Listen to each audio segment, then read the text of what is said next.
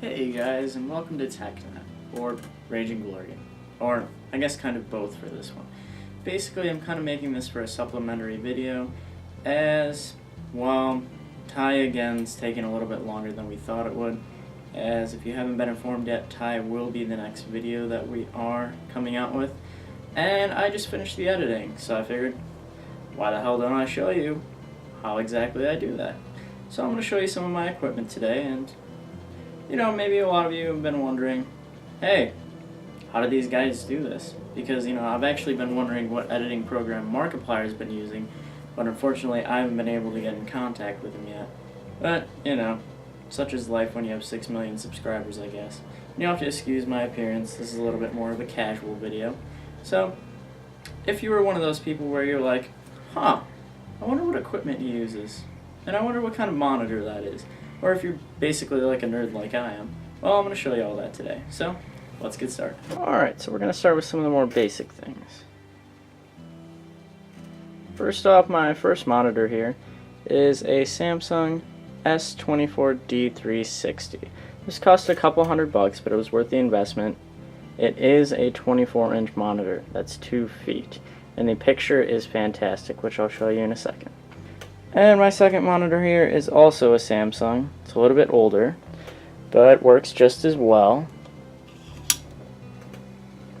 This is actually an old Samsung SyncMaster 912N. I'm sure you can still find one of these. A little bit more of a rarer piece. We probably had this monitor about 15 years and it's still going strong. Now you'll see up there, I do also have a webcam. This I do not recommend. It's good for casual Skyping, but that's why I use this camera, which is Canon Vixia RF 500. So this is their newest model, although they probably come out with a new one by now. But anyway, this is a creative cam. This was about, I think I might have paid maybe $15 or $20 for this webcam. So like I said, pretty low maintenance. So, and I actually use a Mac Mini for editing now. Now this is the mid-range model. It's got 8 gigs of RAM, which still doesn't seem like enough for some jobs because I actually use Final Cut Pro for editing.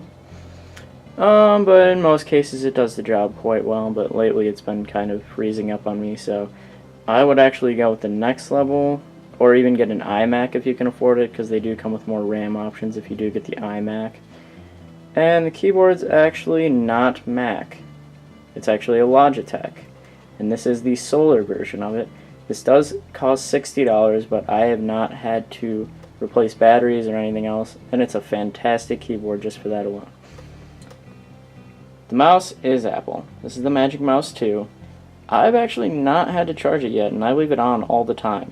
So the battery is fantastic on it. Although, the most inconvenient part of it, as many of you know, is that the charging lightning connection port is on the bottom, but like I said, I haven't had to charge it yet. So, let's take a look at my PC here. So like I said, the picture is pretty fantastic. You can definitely see a difference in color balance between the old Samsung and the new Samsung. This one I typically just use for Skype, and this one I use for everything else, like editing and things like that. So let's open up Final Cut, and I'll show you what's going on there.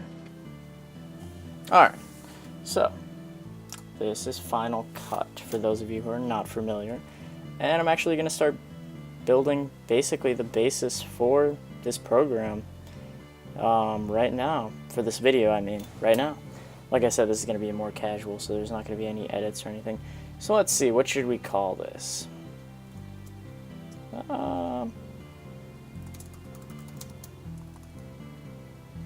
Sure.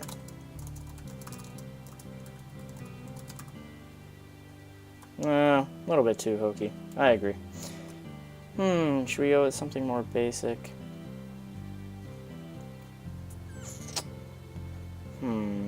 I really didn't think this through. Give me 1 second. Yeah, I think that'll work.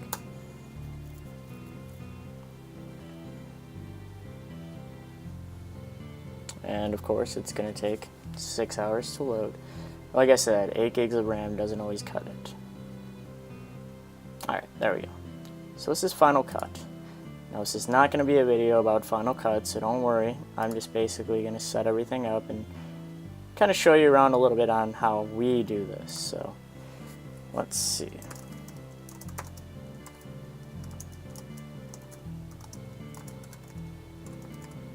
Cannot spell tonight. Alright, there we go.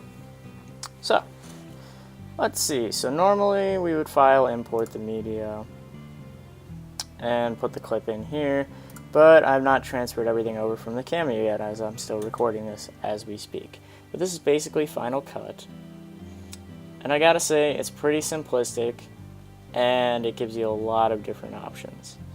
And my buddy Eric actually uses Sony Vegas still, so whatever this program can't do, he does in Sony Vegas, and I send it through Drive. So let me show you a few other things that we're doing here. Alright, so now that you've seen Final Cut, that's really all to show about the computer there. I mean, I do have Boot Camp running Windows 10 right now. I did have it running Windows 7, but that kind of died out on me after a while, so I switched to Windows 10. So, and I'm still running the audio recording. Clever. There we go. Alright, so let me show you a few other things we got laying around here. I do use my Beats Audio headphones for recording. Not the best quality, and I still want to actually get a mic, but if you're on a budget, you can get a set of earbuds for $10. Just make sure it has a microphone. Like I said, Eric and I have been doing this for a few years, so we've kind of accrued a bunch of crap over the years. Me especially. I really didn't have any of this until about a year ago, and I actually stole that monitor from my family. So, I mean, you can start small. I started on my MacBook Air, which I'll show you guys. And that's actually a tripod my dad had before I even started any of this, because he had an older camera. I just had to get a new mount square for it. So let's see here. Here it is. Here's what I started. Doesn't look like much, I know, but it did the job quite nicely. The logic board actually just recently died on this, and I had to send it back to Apple. They actually had it back to me in, yeah, the next business day, which was really a surprise. So let me go in here and show you what I've been doing. Not a whole lot. That's a vacation photo. As Eric told you guys, I was on vacation if you follow us on Facebook. I did figure out how to get Stardew Valley to run on here, and it does work, which I can show you. That was a challenge in itself, but you can PM me and I'll send you the link of the guy who actually made the video for that. Or he actually just had a walkthrough page. I believe it was a wiki, which was extremely helpful because it does run off of Wine. And I'm good, but goddamn, Wine is complicated as hell to use. As you can see, I'm irresponsible and never back up my computer. Never mind that.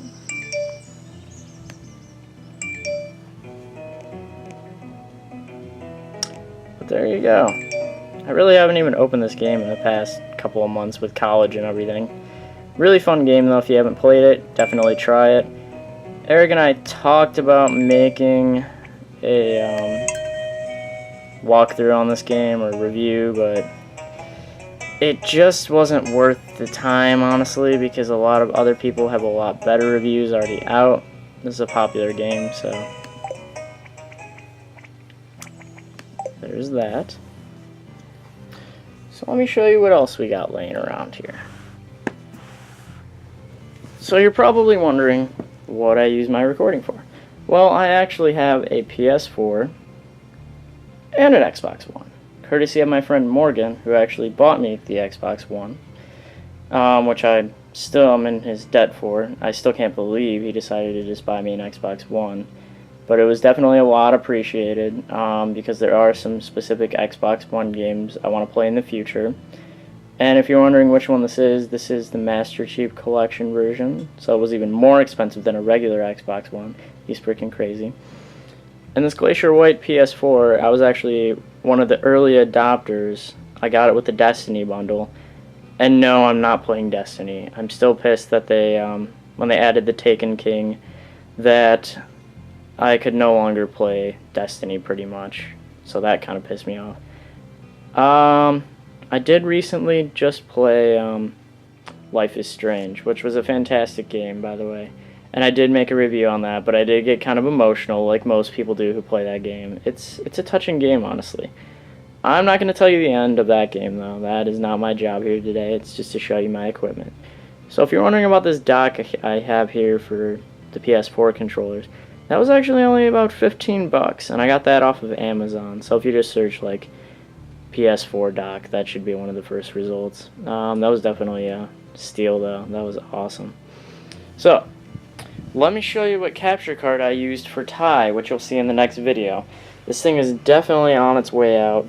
I'm not gonna lie. I've had this thing for probably a couple of years now. This is a Roxio game cap. Now let me explain why this is a pain in the ass versus the newer capture cards. Well, if you can't tell by all the connections anyway, it also uses a disk for the software, unfortunately. So you know what that means.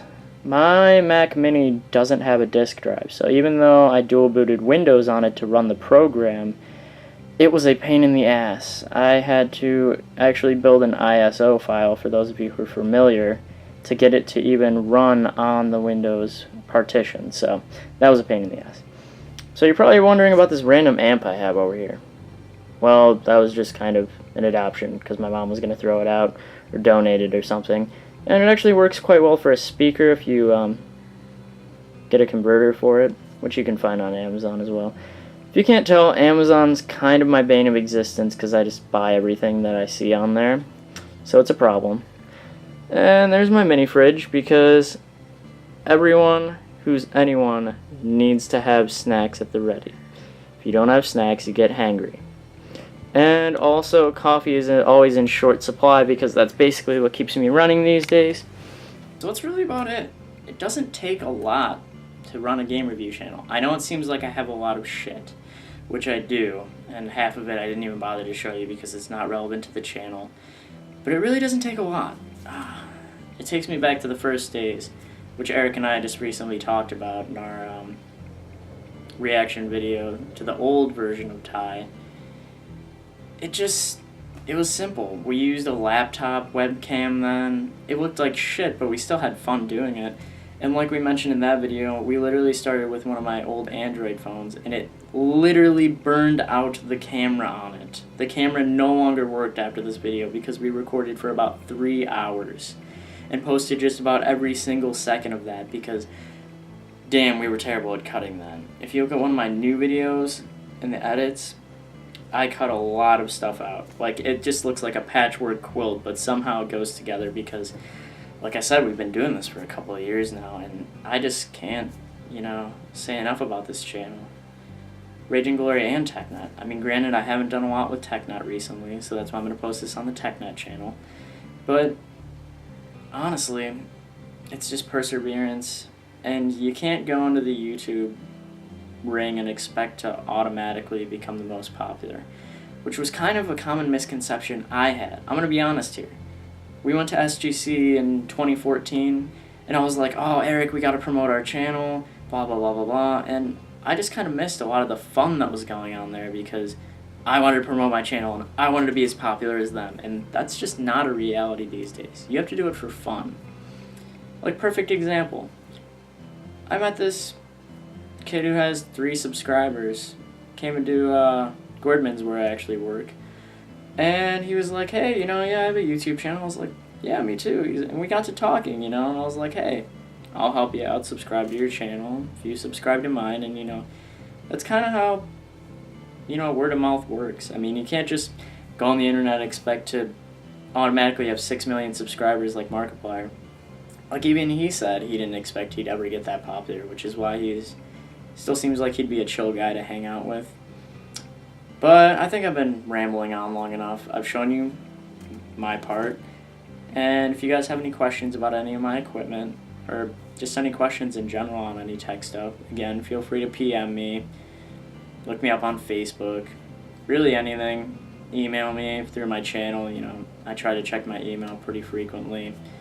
Just because, again, we only have about 20 subscribers, so we're not big enough where I can't check my email every day and reply to everybody. So please feel free. This is supposed to be like family right now. This is the family stage of a channel because it really hasn't gone viral yet, which I kind of like. It's got that homey feel where I can still take my time even though I try to get videos out in a reasonable amount of time, which is why I spent about 3 hours editing Ty today so we could get that out. And I couldn't find my fake beard, but I'm not going to give anything away on that. I'm going to have to buy a fake beard, and you guys are going to have to wait for that one, because I'm not spoiling that. So, that's really about it. This is Computers 108, signing off for the night. You guys take care now.